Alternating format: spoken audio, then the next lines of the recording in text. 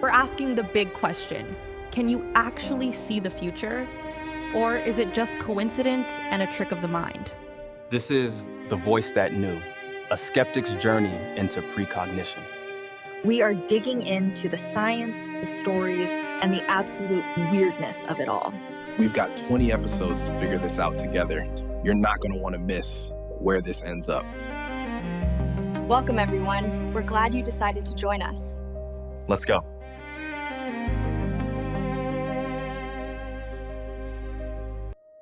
So for the last few episodes, we've danced around this really fundamental question. Which is, when we talk about something like precognition, hearing a voice announce a future event, we're always assuming the brain produces that experience. But what if it doesn't? what if it receives it? Yeah, that's the jump we're taking today. It's an old idea that's getting a strange modern makeover. The core question is the brain a generator, creating consciousness from scratch out of neurons and electricity? Which is the standard scientific view, right? Absolutely, it's the materialist model. But there's another more radical proposal, that the brain is more like a complex filter or a receiver. It doesn't create the signal, it just picks it up, tunes it, and limits it down into what we experience as our individual self. Like a radio receiver tuning into a specific station from a sea of broadcast waves. So consciousness is, the broadcast, and my brain is the radio. Exactly. A universal consciousness that exists outside of us, non-locally. And our brains are the biological hardware that filter this vast potential to a single coherent reality.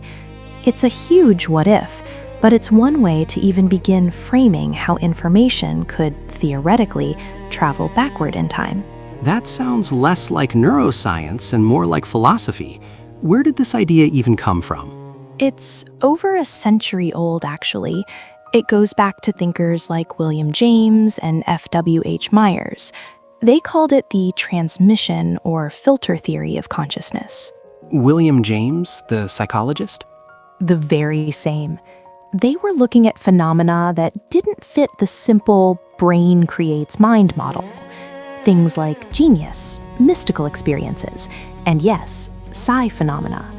Their idea was that our normal waking consciousness is just a fraction of a much larger reality. Okay, so how does a filter explain something like a specific auditory precognition? Well, the theory goes that the brain's primary job is to be a reducing valve. It filters out an overwhelming amount of information to keep us focused on survival, on what's right here, right now. That makes a certain kind of evolutionary sense.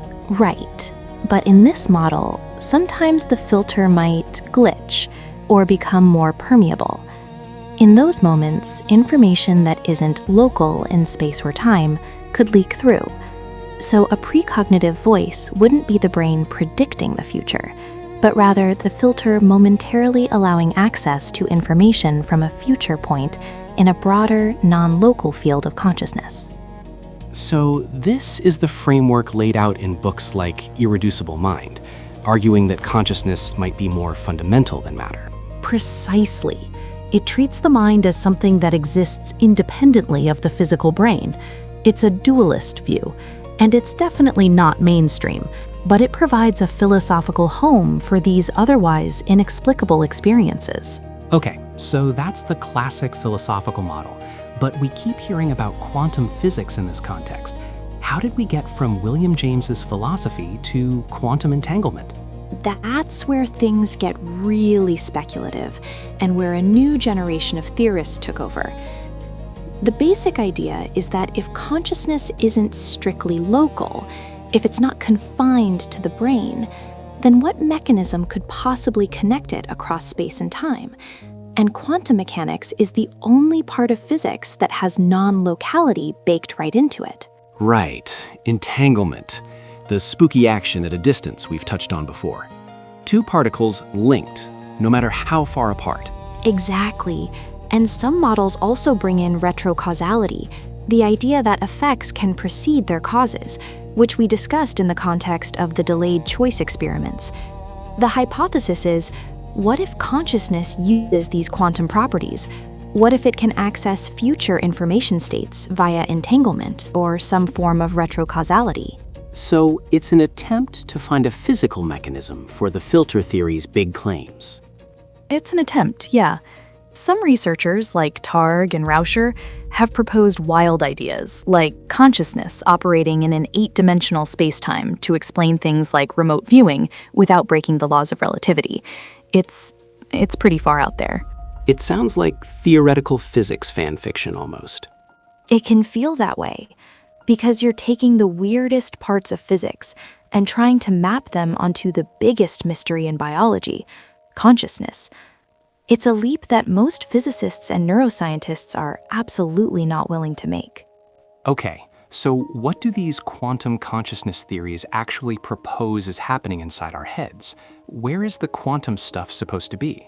The most famous and most controversial is ORC-OR, or Orchestrated Objective Reduction. It's from physicist Roger Penrose and anesthesiologist Stuart Hameroff. Right, I've heard of this one. It has to do with microtubules, right? The little skeletons inside our neurons? That's the one. They propose that quantum computations are happening within these microtubules, and consciousness is the moment these quantum states collapse into a single classical reality. Penrose even talks about retroactivity, the idea that this collapse might shape reality backward in time. But the big criticism has always been that the brain is too warm, wet, and noisy to sustain any kind of quantum coherence, right? Historically, yes, but that's being challenged. Some recent findings, for example, show things like superradiance, a collective quantum effect, in tryptophan networks, suggesting biological systems might be able to maintain quantum states. There's even a 2024 study proposing that myelin sheaths, the insulation around our neurons, could act as quantum cavities, generating entangled photons. Whoa, okay, so the biological plausibility is maybe less impossible than it used to be, but these are still just models, not proof. Exactly. And it's important to separate these biological theories from something else called quantum cognition. For instance, a very recent preprint from just this month, December 2025, by Ahmad Sorabi, used a circuit with entanglement to simulate how we report conscious experiences. Simulate? So he's not saying there's a quantum computer in our heads.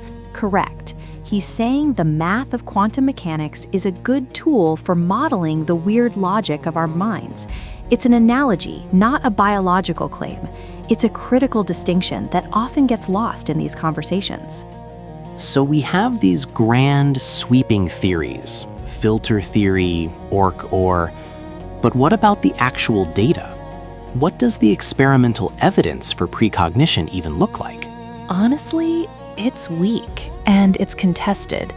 The Parapsychological Association points to a few key areas.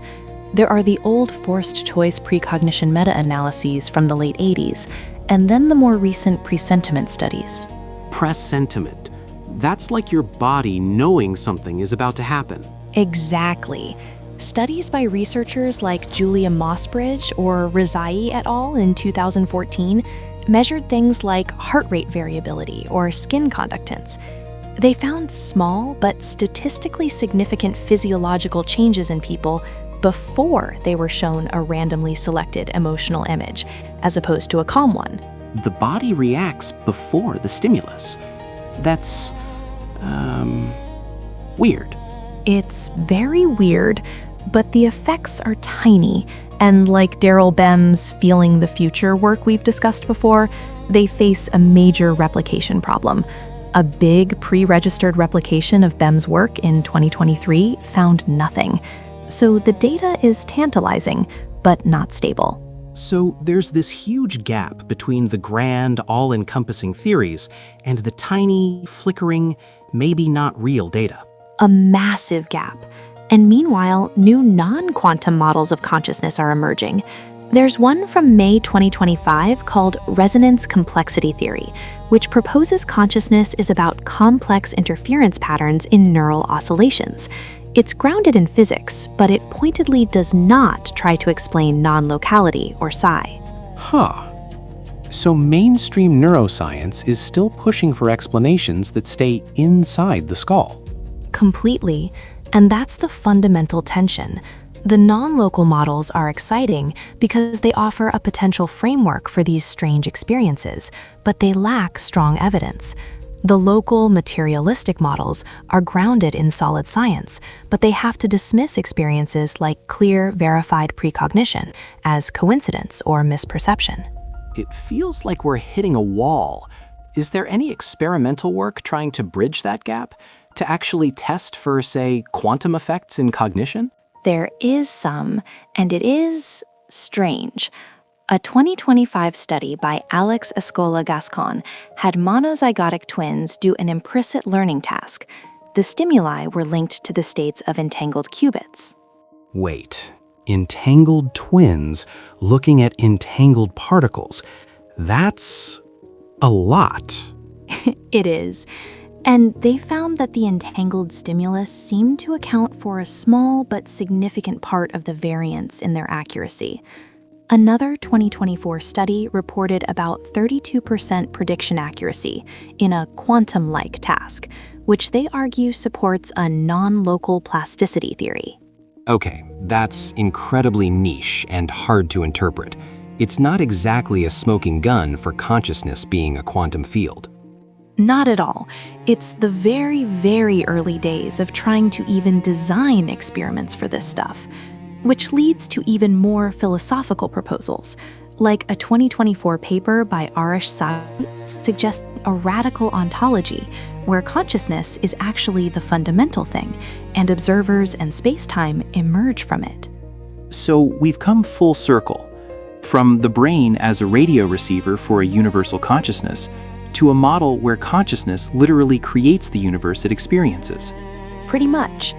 These theories live on the edge of science because they address experiences that don't fit our models. They force us to ask, do we dismiss the experiences because they defy the model, or do we question the model because it can't explain the experiences? Right now, science overwhelmingly chooses the former, but these other ideas, they refuse to go away.